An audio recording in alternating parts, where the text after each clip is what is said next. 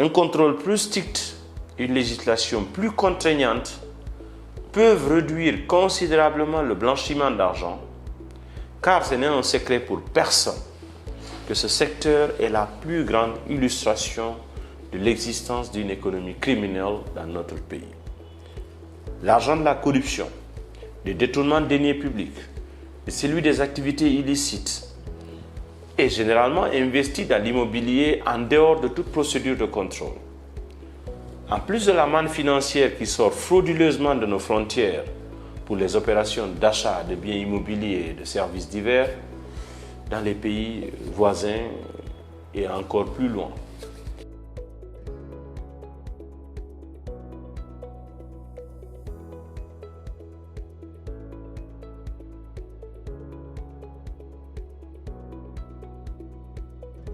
La problématique du logement en Guinée.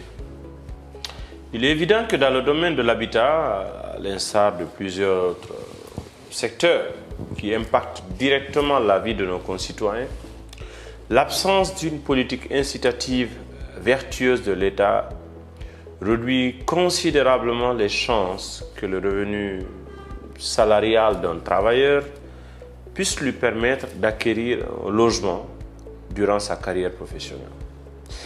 Ce qui est à la fois incompréhensible et inacceptable. Et d'autant plus que le droit au logement est humain et fondamental car il relève du domaine de la dignité. Dans la vision socio-libérale que nous portons pour le développement de notre pays, bien que tout le monde n'ait pas vocation à être propriétaire, mais la possibilité de le devenir pourrait être grandement améliorée avec des opportunités pour toutes les catégories socio-professionnelles. Étant donné les réformes nécessaires dans ce secteur, qui sont des mesures législatives et des orientations incitatives, qui relèvent donc de la volonté politique d'abord, voici quelques actions phares à mener dans ce domaine pour espérer de grands résultats. Premièrement, réduire la spéculation immobilière et foncière en instaurant une taxe proportionnelle et progressive à la valeur de la transaction dans des opérations de vente et de loyer.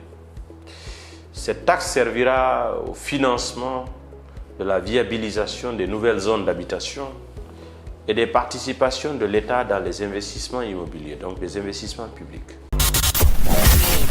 Réaliser les infrastructures de désenclavement en rendant les zones d'habitation plus accessibles, y mettre les services sociaux de base, les écoles, les hôpitaux, l'eau, l'électricité, la sécurité, et par conséquent encourager leur occupation, ce qui en soi va améliorer considérablement l'offre dans ce secteur. Troisièmement, assainir et sécuriser le cadastre domanial en informatisant l'ensemble du système et en favorisant l'accessibilité des informations au public dans les zones rurales, dans les zones urbaines, à travers un portail numérique dédié à cet effet, ce qui va réduire les risques de fraude par la facilitation des vérifications. Quatrièmement, améliorer la législation sur le foncier en simplifiant les démarches administratives, en redistribuant les prérogatives des agents de l'État, en luttant contre la fraude documentaire, en luttant contre la corruption.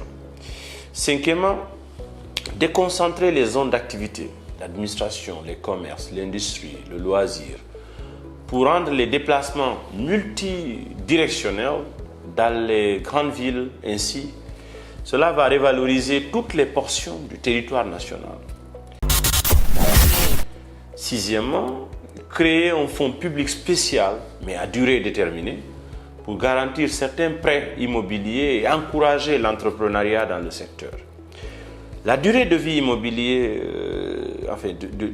limitée de ce caractère public à ce fonds, a comme objectif d'initier ensuite de passer la main aux acteurs privés qui en deviendront les véritables artisans. Septièmement, renforcer les attributions de la Société nationale d'aménagement et de promotion immobilière, la SONAPI, qui est une bonne chose, et élargir son champ d'action.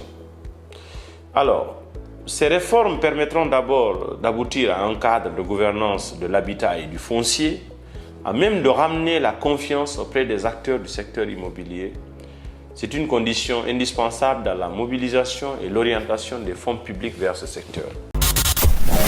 Créer un cadre propice et incitatif afin de doter nos populations de toits décents, en plus d'améliorer les possibilités d'accès équitable au logement pour les travailleurs. La combinaison de ces réformes structurelles permettra de réduire significativement le nombre de mal logés et des sans-abri fixes dans notre pays.